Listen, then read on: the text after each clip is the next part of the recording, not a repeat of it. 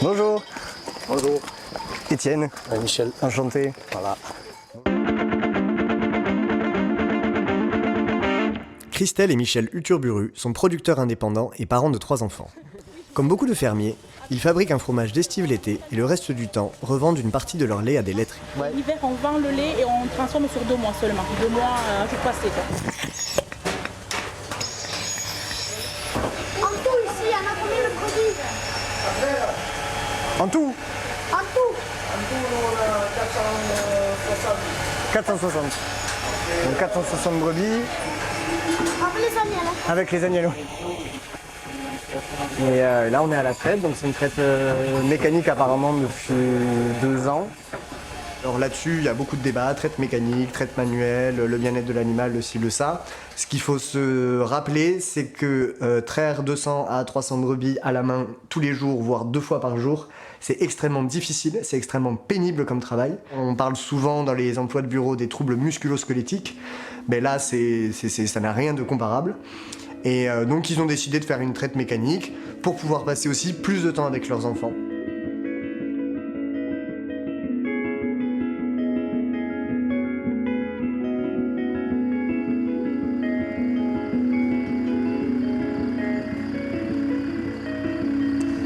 Donc oui, tu m'expliquais sur tes brebis, comment ça se passe de les sortir, de les ci, de les ça?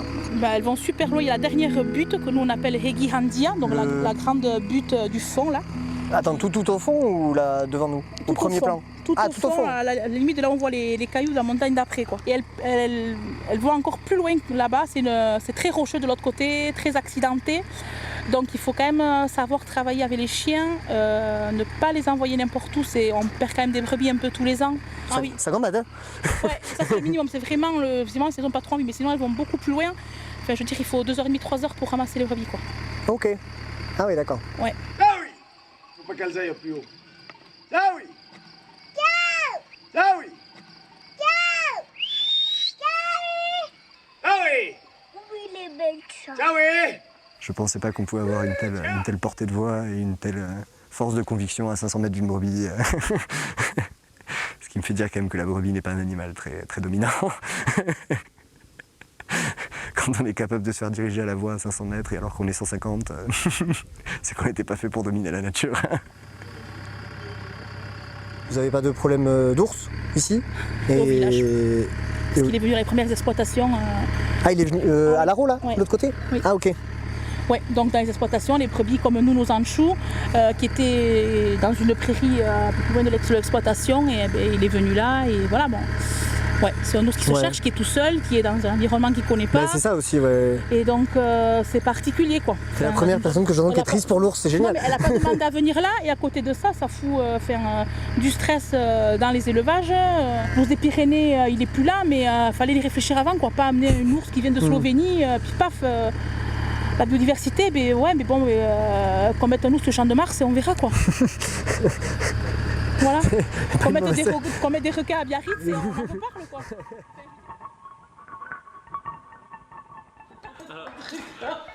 Fallait pas, vraiment.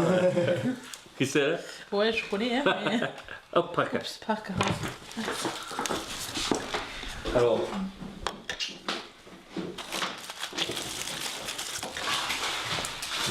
Ouais. Écoute-le, il est trop bon. Trop fort, trop bon. Non, mais c'est pas du tout granuleux.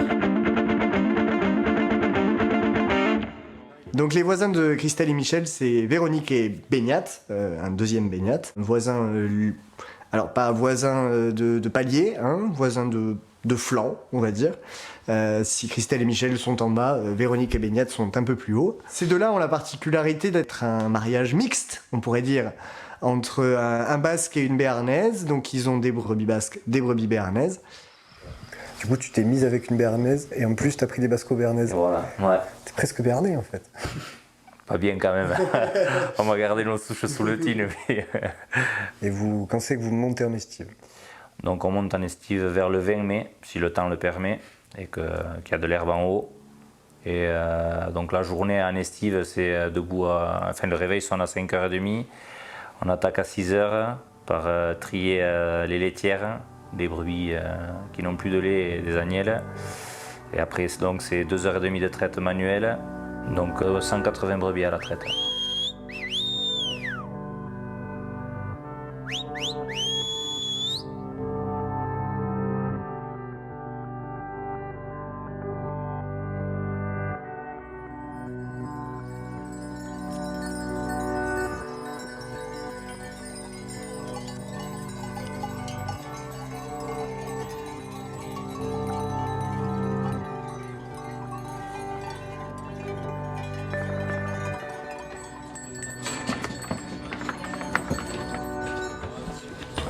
Vu de l'extérieur, en tout cas, c'est un métier difficile, clairement.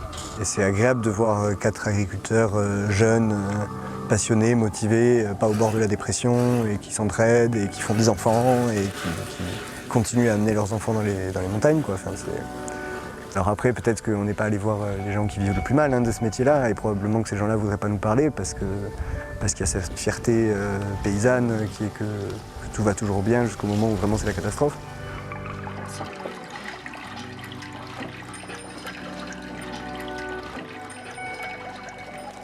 Mate-moi ça. Des tire-bouchons, quoi. Elle a des cornes, celle-ci. Ah, oui, mais c'est pour ça. C'est pour ça que t'es si beau. Du coup, suis-moi.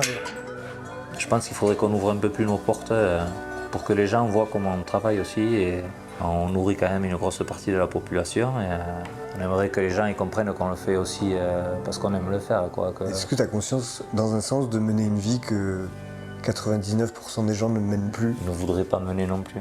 Ils ne voudraient pas mener peut-être. On rend compte que les week-ends et tout ça, nous, on les passe avec nos bêtes, quoi. Ouais. On les passe avec nos enfants aussi, mais on est moins disponible que la majorité des parents.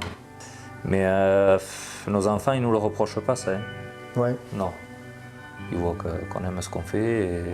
Je pense que vous leur donnez une certaine qualité de vie à côté aussi. J'espère.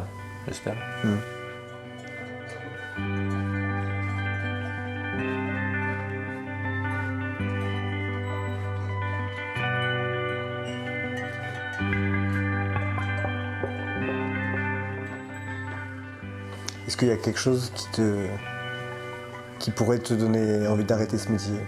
Aujourd'hui, franchement, non. Aujourd'hui, non. Mais après, bon, je sais pas, à l'avenir peut-être. Hein. On ne peut pas dire, mais aujourd'hui, non. On ne lâchera pas ça.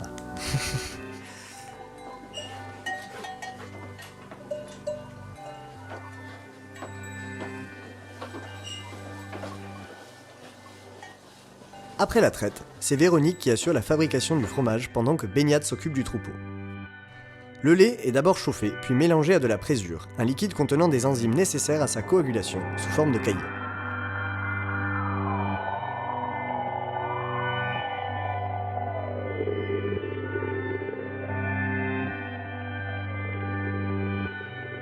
Après, on va casser ce caillé. C'est-à-dire qu'on va, à l'aide d'un tranche caillé, qui est cette espèce de grande herse avec des fils, on va le broyer, le trancher, patiemment, paisiblement, ce qui est un travail assez long et difficile, pour obtenir un grain. Alors il y a tout un discours autour des tailles de grains en fonction du fromage qu'on veut faire. Je pense qu'il faut être un petit peu spécialiste pour se rendre compte de ça. Déjà il faut connaître la taille d'un grain de riz par rapport à un grain de blé, par rapport à un grain d'orge, par rapport à un grain de sarrasin. Mais le fermier, lui, à l'œil, sait quand le caillé a atteint la bonne texture, la taille de grain nécessaire pour fabriquer un bon fromage.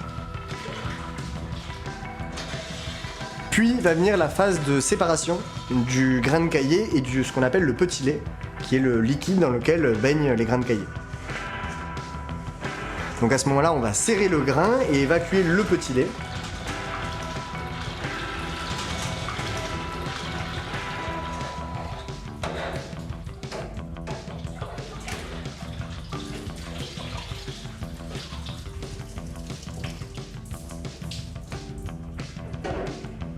Une fois la séparation faite, on va mettre le caillé en moule. Donc là, on a déjà l'esquisse du fromage formé.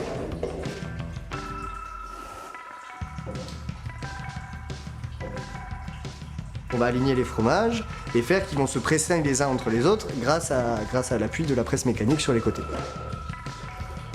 Une fois que ces fromages vont être pressés, on aura encore du petit lait qui va être retiré. Et donc là, on aura enfin le taux d'humidité voulu. Les fromages, une fois bien pressés, sont démoulés. Ils vont être marqués.